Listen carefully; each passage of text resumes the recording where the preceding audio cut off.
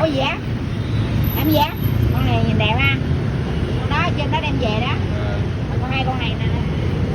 Nào, nào nào. Nào nào. Con này nay lông ra đẹp quá.